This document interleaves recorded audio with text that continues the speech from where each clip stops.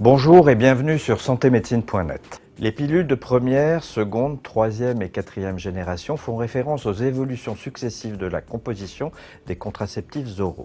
Différentes générations de pilules sont commercialisées simultanément en France aujourd'hui. Le terme de génération faisant référence à l'évolution de leur composition et de leur dosage en œstrogènes et progestatifs dans le temps.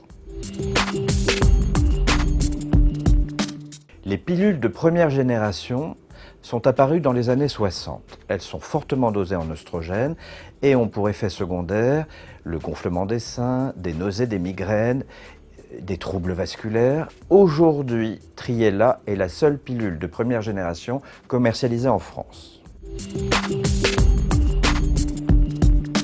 Les pilules de deuxième génération ont été commercialisées dans les années 70 et 80.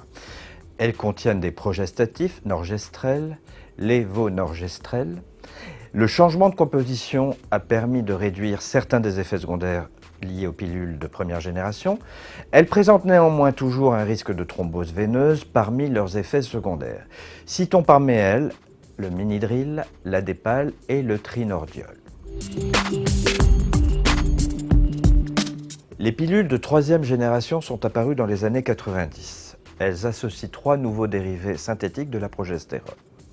Elles sont censées limiter les effets indésirables des pilules des générations précédentes, comme l'acné par exemple, les douleurs mammaires ou les nausées.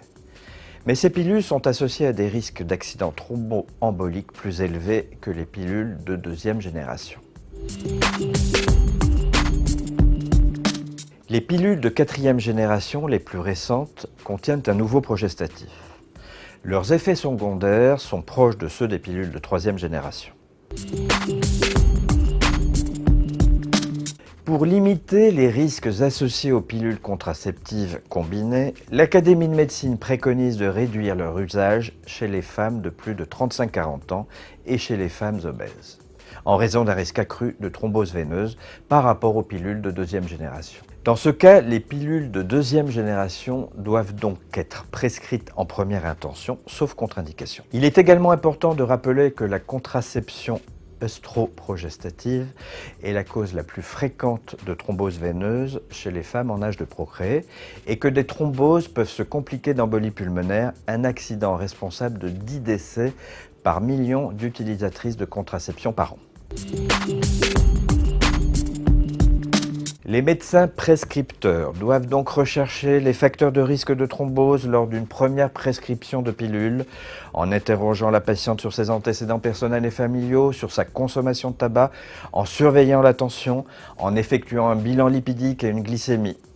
Et d'autre part, il est important de prévenir les patientes des risques de thrombose et de leur en expliquer les manifestations ainsi que les complications possibles.